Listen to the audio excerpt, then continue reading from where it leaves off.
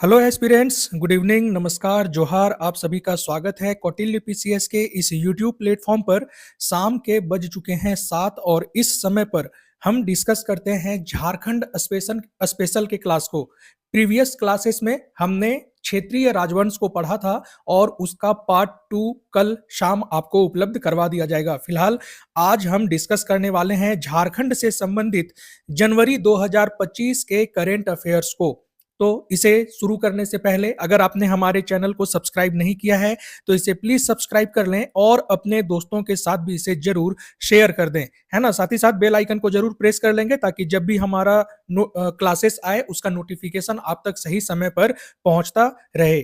तो अगर आपने प्रीवियस स्टैटिक पोर्शन को नहीं किया है तो उसे जाके जरूर कर लें, क्योंकि प्रत्येक टॉपिक को खत्म करने के बाद हम उससे संबंधित एमसीक्यू का सेशन भी आपके लिए लेकर के आते हैं ताकि आप उसे अच्छे से प्रैक्टिस कर सकें, अच्छे से रिवीजन कर सकें। और अब आपको रेगुलर बेसिस पर करंट अफेयर्स भी मिलेगा ताकि आप करंट अफेयर्स को भी अच्छे से रिवाइज कर सकें, अच्छे से पढ़ सकें। आइए आगे बढ़ते हैं और शुरू करते हैं अपने इस सेशन को, जिसमें हम पहला प्रश्न देखने वाले हैं। पहला प्रश्न है आपके सामने, झारखंड एकेडमिक काउंसिल के वर्तमान अध्यक्ष कौन हैं? आपके सामने ऑप्शंस है।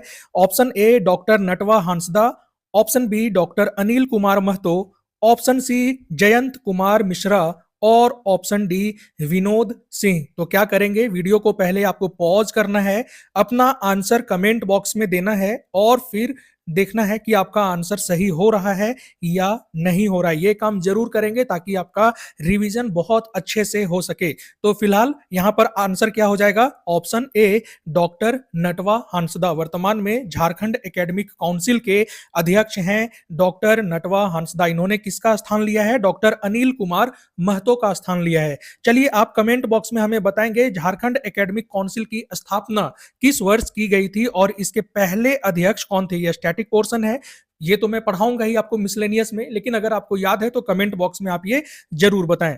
चलिए आगे बढ़ते हैं और देखते हैं प्रश्न नंबर 2। दूसरा प्रश्न है हमारे सामने।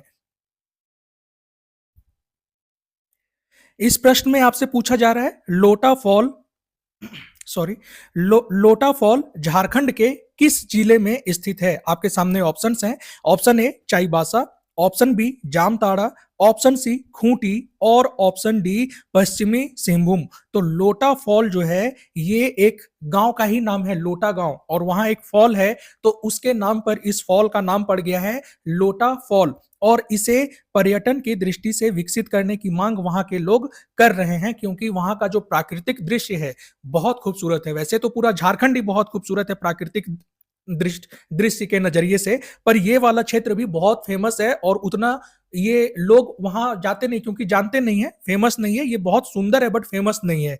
तो ये न्यूज में था। अब आपसे पूछा जा सकता है लोटा फॉल कहाँ है। बाकी कोई भी डैम वगैरह पूछे तो उसका आंसर तो आपको बुक में मिल जाएगा, पर ये लोटा फॉल मान लीजिए एग्जाम में आ गया और आपने करंट अफेयर्स को नहीं पढ़ा है तो ये आपके लिए प्रॉब्लम क्रिएट कर सकता है। इसलिए ऐसे प्रश्नों के लिए हमारे सेशन से जरूर जुड़ें और हमारे सेशन को लाइक करके चैनल को सब्सक्राइब जरूर कर लें ताकि इस तरीके का जो नया नया फैक्ट है वो आपको पता चलता रहे।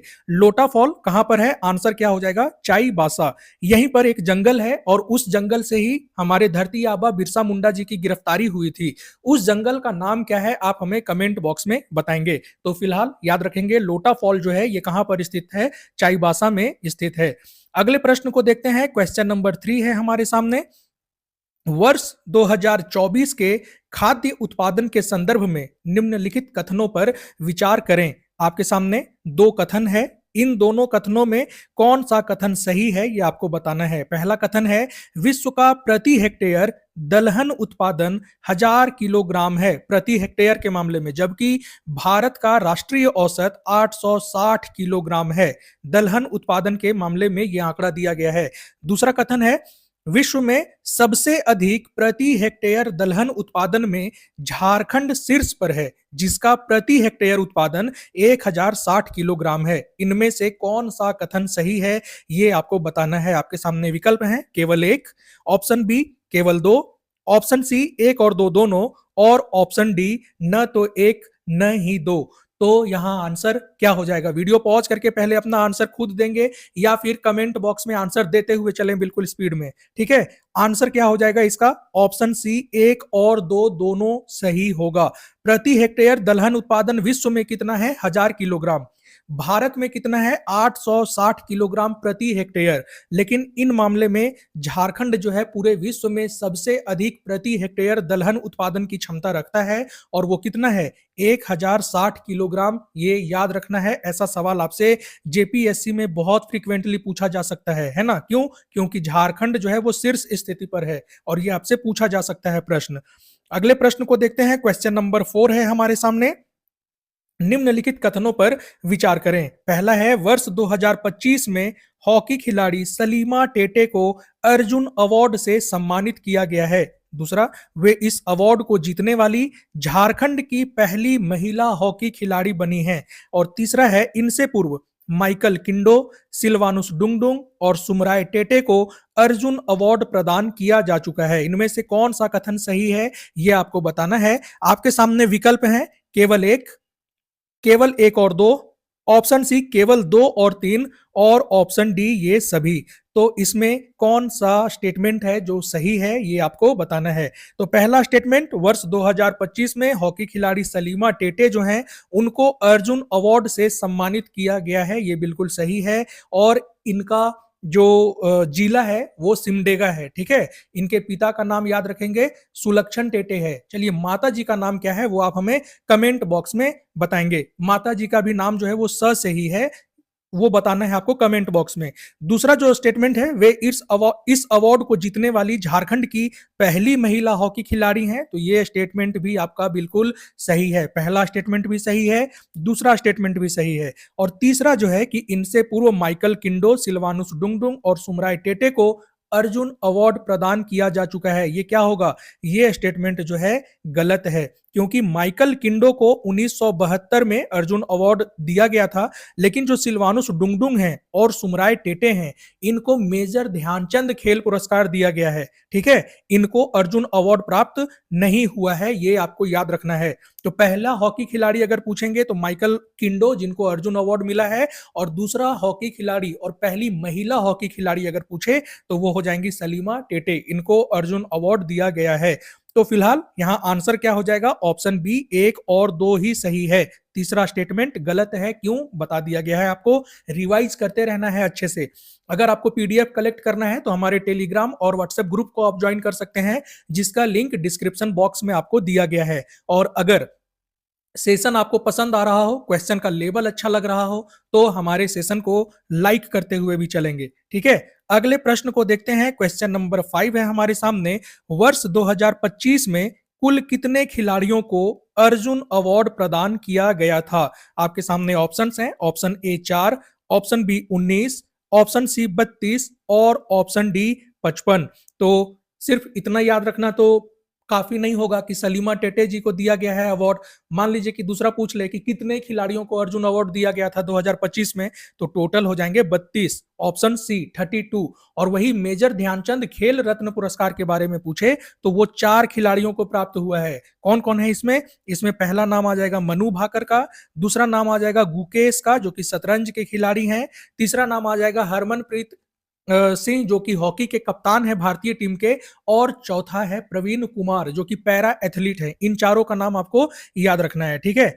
अगले प्रश्न को देखते हैं। क्वेश्चन नंबर 6 है हमारे सामने। प्रधानमंत्री जन मन योजना के संदर्भ में निम्नलिखित कथनों पर विचार करें। पहला है, इस योजना की शुरुआत 15 नवंबर 2023 को झारखंड के खूंटी जिले से की गई थी। और दूसरा, इस योजना के तहत सभी जनजातीय समूहों को पक्का आवास उपलब्ध कराने का लक्ष्य रखा गया है।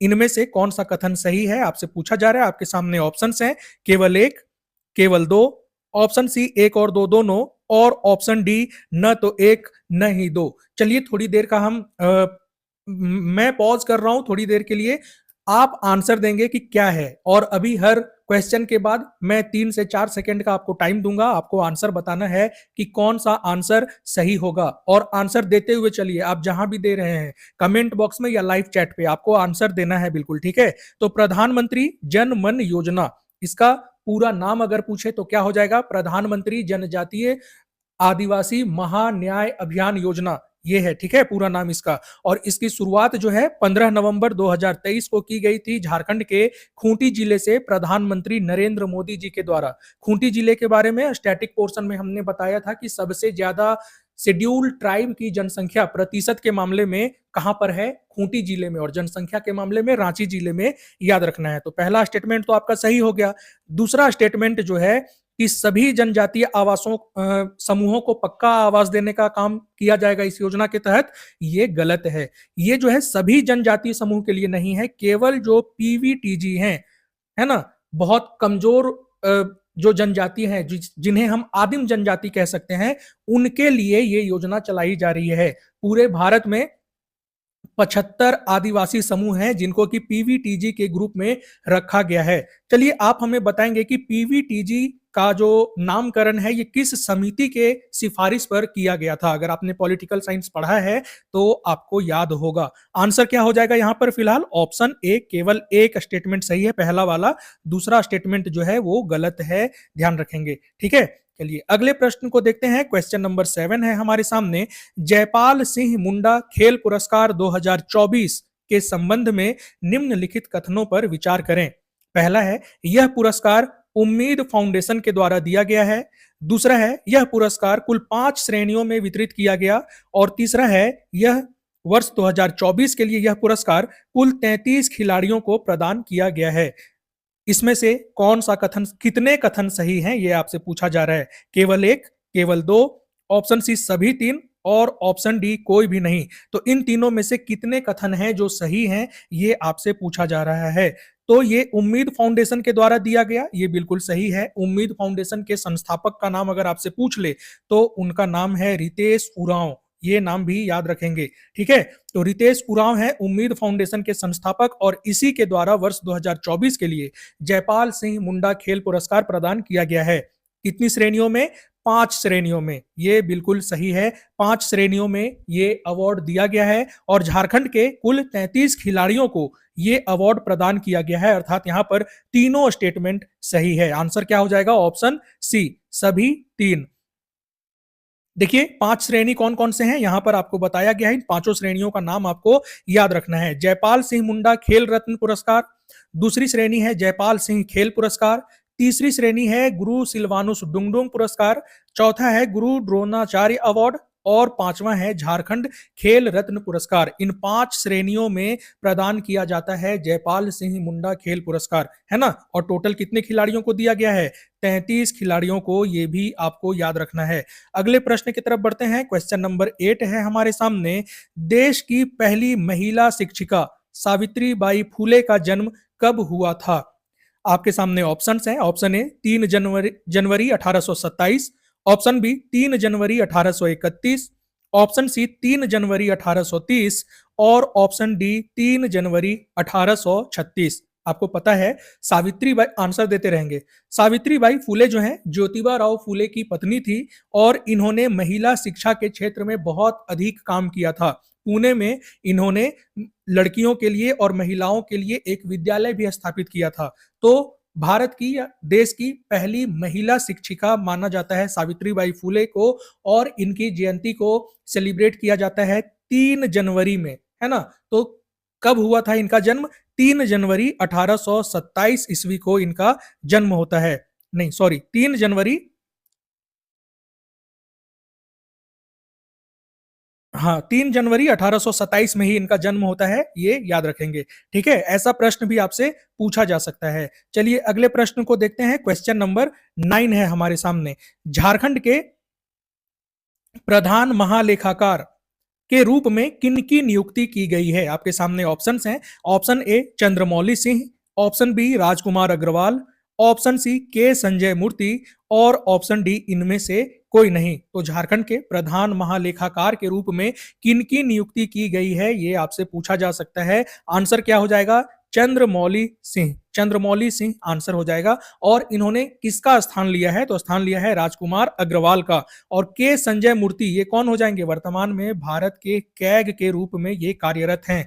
तो अगर आपसे झारखंड के प्रधान महालेखाकार का नाम पूछे तो चंद्रमौली सिंह आंसर हो जाएगा, ध्यान रखना है। अगले प्रश्न की तरफ बढ़ते हैं, लेकिन आगे बढ़ने से पहले आपके लिए एक इंफॉर्मेशन है। नेशनल इंटरनेशनल करंट अफेयर्स से संबंधित एमसीक्यू को रिवाइज करने के लिए डेली सुबह में 7 बजे आप हमारे सेशन से जुड़ सकते हैं। डेली सुबह में 7 बजे कुछ प्रश्नों की एक श्रृंखला आपको उपलब्ध करवाई जा रही है, ताकि आप पूरे एक वर्ष के करंट अफेयर्स को 2500 महत्वपूर्ण एमसीक्यू के रूप में प्राप्त कर सकें। ये सारा पीडीएफ आपको हमारे टेलीग्राम चैनल और व्हाट्सएप ग्रुप पर उपलब्ध करा दिया जाता है, आप वहां हमसे जुड़ सकते हैं। आगे बढ़ते हैं और देखते हैं अगले प्रश्न को। क्वेश्चन नंबर 10 है हमारे सामने। राजगोपाल चिदंबरम के संबंध में निम्नलिखित कथनों पर विचार करें। पहला है, जनवरी 2025 में 88 वर्ष की आयु में उनका निधन हो गया था। दूसरा है, वे एक परमाणु वैज्ञानिक थे जिन्होंने भारत के परमाणु परीक्षणों में महत्वपूर्ण भूमिका निभाई थी। और तीसरा है, उन्हें वर्ष 1975 में पद्मश्री और वर्ष 1999 में पद्म विभूषण से सम्मानित किया गया था। इनमें से कौन सा कथन सही है आपसे पूछा जा रहा है। आपके सामने ऑप्शंस हैं, केवल एक, ऑप्शन बी केवल एक और दो, ऑप्शन सी एक और तीन, और ऑप्शन डी ये सभी। क्या हो जाएगा आंसर? तो पहला स्टेटमेंट तो बिल्कुल सही है, जनवरी 2025 में इनका निधन हो गया था 88 वर्ष की आयु में।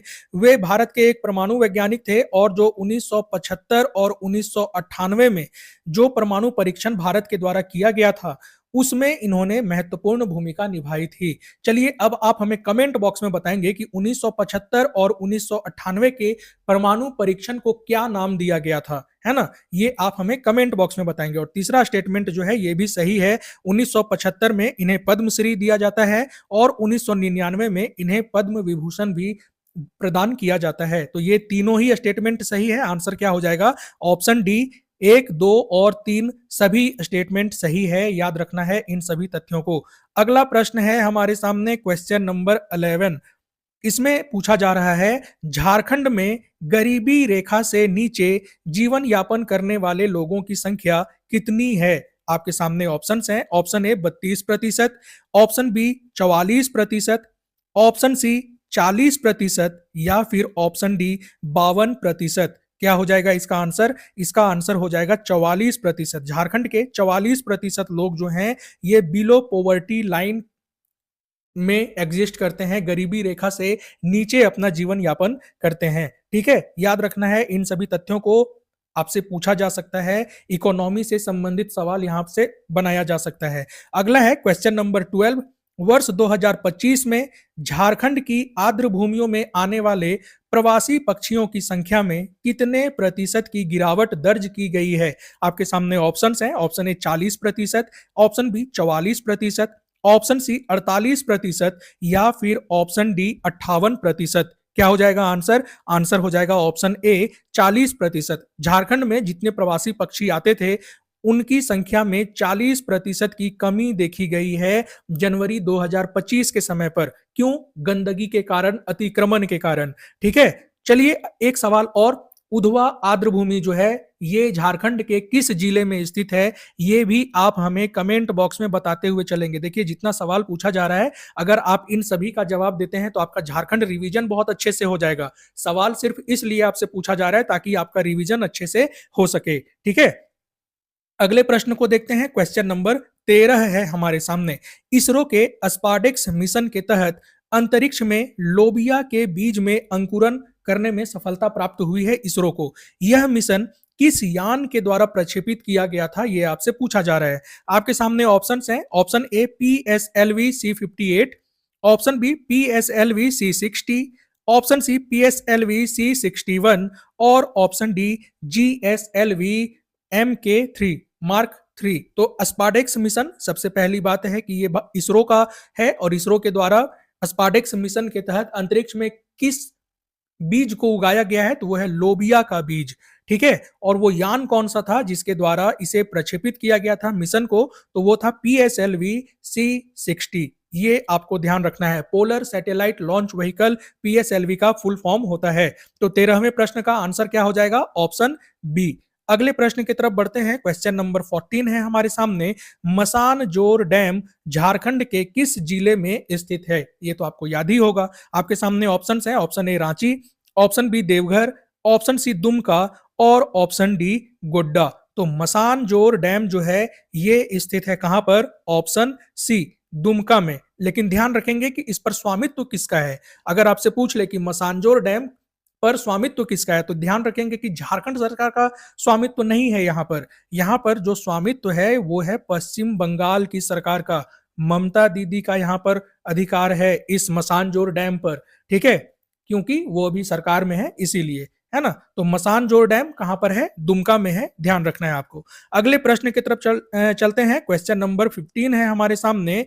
न्याय पथ के पथिक नामक पुस्तक की रचना किनके द्वारा की गई है? ये आपसे पूछा जा रहा है। आपके सामने ऑप्शंस हैं। डॉक्टर एस एन पाठक, ऑप्शन बी महुआ माझी, ऑप्शन सी अजय मारू और ऑप्शन डी तरलोक सिंह चौहान। तो तरलोक सिंह चौहान फिलहाल झारखंड उच्च न्यायालय के चीफ जस्टिस हैं। लेकिन ये पुस्तक किसके द्वारा लिखी गई है? तो ये पुस्तक लिखी गई है डॉक्टर एस एन पाठक के द्वारा। ऑप्शन ए हो जाएगा इसका आंसर, ठीक है। इस तरीके का बुक दे करके आपसे राइटर का नाम पूछा जा सकता है और जेपीएससी के पीवाईक्यू में ऐसा प्रश्न आपको देखने को भी मिलता है। तो न्याय पथ के पथिक इस पुस्तक की रचना की गई है डॉक्टर एस एन पाठक के द्वारा। ये आपको ध्यान रखना है। आगे बढ़ने से पहले दोस्तों आपके लिए इंफॉर्मेशन है। अगर आप 14वीं जेपीएससी की तैयारी कर रहे हैं और आप टेस्ट सीरीज से जुड़ना चाहते हैं तो यहाँ हमारा नंबर दिया हुआ है। आप इस नंबर पर कांटेक्ट करके टेस्ट सीरीज से जुड़ सकते हैं। 9162219895 इस नंबर पर व्हाट्सएप के माध्यम से संपर्क करें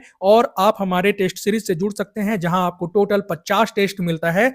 पेपर 1 और पेपर 2 दोनों से संबंधित 25-25 टेस्ट, और ये टेस्ट सीरीज आपको केवल 500 रुपए में उपलब्ध करवाया जा रहा है। आगे बढ़ते हैं और देखते हैं अगले प्रश्न को। क्वेश्चन नंबर 16 है हमारे सामने। Jharkhand state 18वीं senior kho kho championship girls category का खिताब किस जिले ने जीत लिया है? आपके सामने ऑप्शंस हैं। Option A Ranchi, option B Paschimi Singhbhum, option C Dhanbad और ऑप्शन डी जमशेदपुर। क्या हो जाएगा इसका आंसर? इसका आंसर है ऑप्शन ए रांची। पश्चिमी सिंहभूम को हरा करके ये चैंपियनशिप जीत लिया गया है झारखंड की खो खो टीम के द्वारा, ठीक है, ध्यान रखेंगे। अगले प्रश्न की तरफ चलते हैं। क्वेश्चन नंबर 17 है हमारे सामने। 68वीं राष्ट्रीय स्कूली खेल प्रतियोगिता में स्वर्ण पदक जीतने वाले साकेत मिंज और प्रीति लकड़ा किस जिले के निवासी हैं? देखिए स्वर्ण पदक इन्होंने जीता है, तो सबसे पहले किस खेल में जीता है ये भी ध्यान रखना है आपको। साकेत मिंज जो है ये 400 मीटर की दौड़ प्रतिस्पर्धा में स्वर्ण पदक जीते हैं और प्रीति लकड़ा जो है ये लॉन्ग जंप में स्वर्ण पदक को जीती हैं। अब ये किस जिले के निवासी हैं आपको ये बताना है। आपके सामने ऑप्शंस हैं। ऑप्शन ए गुमला एवं रांची, ऑप्शन बी हजारीबाग एवं गुमला, ऑप्शन सी गुमला एवं सिमडेगा और ऑप्शन डी धनबाद एवं खूंटी। तो साकेत मिंज जो हैं ये हैं गुमला के और प्रीति लकड़ा जो हैं ये हैं सिमडेगा के। तो ऑप्शन सी हो जाएगा आपका सही आंसर। इसे याद करते हुए चलेंगे। अगले प्रश्न को देखते हैं। क्वेश्चन नंबर 18 है हमारे सामने। झारखंड के आदिम जनजाति क्षेत्रों में कितने आंगनबाड़ी केंद्र बनाया जाना प्रस्तावित है? आपके सामने ऑप्शंस हैं। Option A 175, option B 250, option C 275 और ऑप्शन डी 285। तो आपको पता है झारखंड के आदिम जनजाति के उत्थान के लिए पीएम जनमन योजना चलाई जा रही है, जिसके बारे में अभी हमने सवाल भी पढ़ा था। 2023 में इसकी शुरुआत खूंटी से की गई थी और इसके तहत आदिम जनजाति के क्षेत्रों में 275 आंगनबाड़ी केंद्र खोलने का प्रस्ताव रखा गया था। तो आंसर क्या हो जाएगा? Option C 275। अगले प्रश्न की तरफ चलते हैं। क्वेश्चन नंबर 19 है हमारे सामने। World scientist and university ranking 2025 में आईआईटी आईएसएम धनबाद के कुल कितने प्राध्यापकों को शामिल किया गया है? आपके सामने ऑप्शंस हैं। Option A 30, option B 5, option C 236 और ऑप्शन डी 4। क्या हो जाएगा इसका सही आंसर? आईआईटी आईएसएम के जो प्रोफेसर्स और रिसर्चर हैं उनमें से 236 को शामिल किया गया है world scientist and university ranking 2025 में। वहीं अगर आपसे बीआईटी सेंद्री के बारे में पूछ लेता तो उसका आंसर हो जाता 30। कौन कौन से आप कैंडिडेट धनबाद से देख रहे हैं, कमेंट बॉक्स में हाजिरी लगाते हुए चलेंगे। ठीक है, चलिए अगले प्रश्न को देखने से पहले बता दूं कि ये सारा पीडीएफ आपको हमारे टेलीग्राम चैनल पर मिल जाएगा। टेलीग्राम चैनल पर व्हाट्सएप डिस्क्रिप्शन बॉक्स में ये लिंक आपको दिया हुआ है। डिस्क्रिप्शन बॉक्स में व्हाट्सएप ग्रुप का भी लिंक दिया हुआ है। और जब आप पीडीएफ कलेक्ट कर लेंगे तो आप हमें इंस्टाग्राम पर भी फॉलो कर सकते हैं इस क्यूआर के मदद से। आगे बढ़ते हैं, अपने दोस्तों के साथ इसे जरूर शेयर कर दें ताकि आपके जो भी दोस्त तैयारी कर रहे हैं जेपीएससी के लिए, उन सभी को हमारे इस सेशन का लाभ मिल सके। अगले प्रश्न को देखते हैं। क्वेश्चन नंबर 20 है हमारे सामने। झारखंड सरकार ने डीजीपी के लिए न्यूनतम कार्यकाल कितना निर्धारित किया है? डायरेक्टर जनरल ऑफ पुलिस, इसके लिए न्यूनतम कार्यकाल कितना निर्धारित किया गया है, ये आपसे पूछा जा रहा है। आपके सामने ऑप्शंस हैं। ऑप्शन ए 6 माह, ऑप्शन बी 1 वर्ष, ऑप्शन सी 2 वर्ष और ऑप्शन डी 3 वर्ष। ध्यान देंगे, यहां न्यूनतम कार्यकाल का पूछा है। ठीक है, क्या हो जाएगा आंसर? 2 वर्ष। झारखंड सरकार ने यह निर्धारित किया है कि अब किसी भी डीजीपी को अगर नियुक्त किया जाता है तो वो न्यूनतम 2 साल तक अपना कार्यकाल संभाल सकते हैं और आगे फिर जरूरत महसूस होगी तो झारखंड सरकार उसमें एक्सटेंड भी कर सकता है ना। तो इसका आंसर क्या हो जाएगा? 2 वर्ष। चलिए वर्तमान में आप बताइए कि झारखंड की डीजीपी कौन है, कमेंट बॉक्स में बताइए। ये आंसर तो आपको याद होना चाहिए क्योंकि अभी न्यूज में कुछ ही दिन पहले आया था ये, है ना। अगले प्रश्न को देखते हैं। क्वेश्चन नंबर 21 है हमारे सामने। साइबेरियाई प्रवासी पक्षी बैकल टील झारखंड में पहली बार कब देखा गया था? ये आपसे पूछा जा रहा है। आपके सामने ऑप्शंस हैं। 2022 में, ऑप्शन बी 2023, ऑप्शन सी 2024 और ऑप्शन डी 2025। क्या हो जाएगा इसका आंसर? आंसर हो जाएगा ऑप्शन बी 2023 में बैकल टील एक प्रवासी पक्षी है, उसे पहली बार झारखंड में देखा गया था। कहां पर? उधवा बर्ड सेंचुरी में। इसीलिए अभी आपसे मैंने पूछा था कि ये उधवा आर्द्रभूमि कहां पर स्थित है, उस जिले का भी नाम आप हमें कमेंट बॉक्स में बताते हुए चलेंगे। चलिए अगले प्रश्न को देखते हैं। क्वेश्चन नंबर 22 है हमारे सामने। पुस्तक social work warriors battling for a better world, ये पुस्तक किसके द्वारा लिखी गई है? आपके सामने ऑप्शंस हैं। Option A doctor Sahdev Ram, option B doctor Arun Sharma, option C professor Rajeev Mishra और ऑप्शन डी डॉक्टर रणदीमा। क्या हो जाएगा आंसर? पुस्तक social work warriors battling for a better world, ये लिखा गया है डॉक्टर सहदेव राम के द्वारा और इसका विमोचन किया गया है नई दिल्ली में। और जो अन्य 3 नाम यहां पर आपको दिख रहे हैं, ये तीनों इस पुस्तक के विमोचन के अवसर पर उपलब्ध थे। तो कौन है इस पुस्तक के लेखक? डॉक्टर सहदेव राम, याद रखना है आपको। ठीक है, चलिए अगले प्रश्न को देखते हैं। क्वेश्चन नंबर 23 है हमारे सामने। सुनुआ बेड़ा जलप्रपात झारखंड के किस जिले में स्थित है? आपके सामने ऑप्शन है। Option A Ranchi, option B Lohardaga, option C Simdega और ऑप्शन डी पश्चिमी सिंहभूम। तो सुनुआ बेड़ा जलप्रपात जो है ये अनगढ़ा प्रखंड में स्थित है और ये अनगढ़ा कहां पर है? रांची में है। ऑप्शन ए हो जाएगा इसका आंसर। ठीक है, चलिए अगले प्रश्न को देखते हैं। क्वेश्चन नंबर 24 है हमारे सामने। प्रत्येक वर्ष किस तिथि को विश्व हिंदी दिवस मनाया जाता है? आपके सामने ऑप्शंस हैं। ऑप्शन ए 9 जनवरी, ऑप्शन बी 10 जनवरी, ऑप्शन सी 12 जनवरी और ऑप्शन डी 23 जनवरी। तो विश्व हिंदी दिवस जो है ये प्रत्येक वर्ष 2006 से मनाया जाना शुरू किया गया है और ये मनाया जाता है 10 जनवरी को। ऑप्शन बी हो जाएगा आपका सही आंसर। 9 जनवरी को प्रवासी भारतीय दिवस मनाते हैं। 12 जनवरी को क्या मनाया जाता है बताइए? 12 जनवरी का। और 23 जनवरी को क्या मनाया जाता है ये भी आप बताएंगे। ये आपको मैंने बताया भी हुआ है, अपने जो सुबह का करंट अफेयर्स का सेशन आता है उसमें बताया गया है। चलिए इस और किनके जन्म या किनके जयंती के अवसर पर ये 23 जनवरी को चलिए पराक्रम दिवस मनाते हैं, आप बताएंगे कि किनके जयंती के अवसर पर यह मनाया जाता है। अगले प्रश्न को देखते हैं। क्वेश्चन नंबर 25 है हमारे सामने। किस देश के माफिया के खिलाफ इंटरपोल ने अपना पहला सिल्वर नोटिस जारी किया है? सिल्वर नोटिस आपको पता है एक नवीनतम नोटिस की श्रेणी है जो कि इंटरपोल के द्वारा जारी किया जाता है और ये पहला नोटिस किस देश के माफिया के खिलाफ जारी किया गया है ये आपसे पूछा जा रहा है। आपके सामने ऑप्शंस हैं। Option A Italy, option B Germany, option C Bharat और ऑप्शन डी वेनेजुएला। तो ये सिल्वर नोटिस जारी किया गया है इटली के माफिया के खिलाफ। ऑप्शन ए आपका सही आंसर हो जाएगा। सिल्वर नोटिस अपराध के लिए जारी किया जाता है जब किसी देश की विरासत या किसी देश की संपत्ति को अवैध तरीके से किसी अन्य देश में तस्करी कर दिया जाता है, उसके लिए जारी किया जाता है सिल्वर नोटिस। ठीक है, और ये पहला जारी किया गया है इंटरपोल के एक माफिया के खिलाफ। याद रखेंगे इन तथ्यों को। तो ये था हमारा पार्ट 1 झारखंड के करंट अफेयर्स से संबंधित। पार्ट 2 बहुत जल्द आपको मिलेगा और डेली शाम में 7 बजे आप हमसे जुड़ते रहें। यहाँ हम झारखंड स्टैटिक को डिस्कस करते हैं और फिलहाल हमारा झारखंड का क्षेत्रीय राजवंश इससे संबंधित एक क्लास आपको उपलब्ध करवा दिया गया है। उन सभी को जाके अच्छे से रिवाइज करें, अपना शॉर्ट नोट्स बनाते हुए चलें। पीडीएफ कलेक्ट करना है तो हमारे टेलीग्राम चैनल और व्हाट्सएप ग्रुप को ज्वाइन करना न भूलें। साथ ही साथ अगर सेशन पसंद आ रहा है तो सेशन को लाइक जरूर करें, अपने दोस्तों के साथ शेयर जरूर करें और हमारे चैनल को सब्सक्राइब करके बेल आइकन को जरूर प्रेस कर लें। पढ़ते रहें, मस्त रहें, अपना ध्यान रखें। मिलते हैं अगले सेशन में। Thank you. जय हिंद, जोहार झारखंड।